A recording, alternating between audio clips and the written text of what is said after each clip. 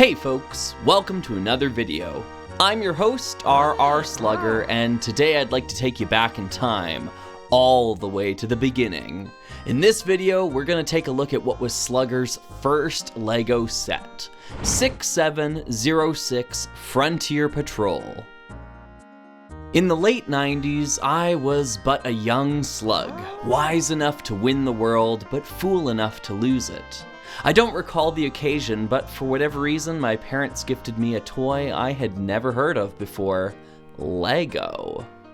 Of course, I didn't know it at the time, but this small set was from the LEGO Western theme and was released in 1997. Frontier Patrol contains 3 minifigures from that series, a horse, a bush, and several other fun accessories. The LEGO Group used to release minifigure pack sets like this containing many of the characters from a given series. I guess you could see these as an antiquated version of the modern army builder sets, but I don't know, there was something very different about the vibe here. I never got the impression you were supposed to pick up multiple copies of these, especially those containing named characters later on. Rather, I always saw this as an inexpensive way to acquire the minifigures for each series without having to buy every single set. 6705 Space Explorers is a great example of this, as it allowed you to acquire many different minifigures from a number of space themes at the time without having to break the bank buying multiple sets. These figures can be used to help populate your LEGO space world and add variety to its denizens. With regards to the minifigures included in Frontier Patrol, they could be used as a small regiment patrolling the frontier, as the name implies, or they could be even used to reinforce the garrison at Fort Legoredo. All 3 figures included seem to represent members of the Blue Coat Army and even sport gold-plated US belt buckles.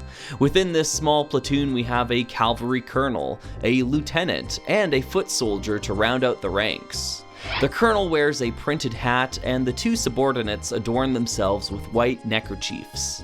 No standing army would be complete without weapons, and this trio has come prepared for battle.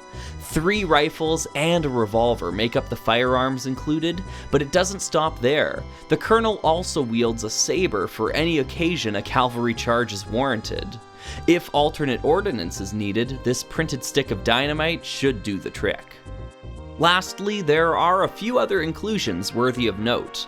The printed flag flies the colors of the Bluecoats, and this chrome gold bugle sounds the charge. Should the men need to stop for a brief respite, this green bush can provide limited cover from the elements. This is actually a retired mold and a much rarer bush piece than the one we still see used today. The studs on top allow you to combine it with others for even more greenery. Finally, should the horse want to rest without its saddle, 2 black bricks have been included to fill the gap. The LEGO Group used to do this all the time with sets that included horses, and have always appreciated this added attention to detail. Recently, I've been able to reunite these cavalry soldiers with an original box for this set. The charm found within these box art photos is simply immeasurable, and I'm elated to have this small piece of my childhood again. Looking back, I distinctly remember my 5-year-old brain being completely dumbfounded by the idea that you had to build the figures yourself. I'd never had a toy like this before. I don't recall my LEGO obsession taking hold quickly. I think it was a bit of a slow burn before every present had that satisfying shuffle to it. Every fan of this hobby has a first LEGO set. I'm curious to know, what was yours? Please let me know in the comment section below, as well as any memories you want to share about your earliest experiences with LEGO. I look forward to reading everyone's tales of yesteryear. Thanks for watching, everyone. I've been your host, Slugger, and I'll see you next time for another video.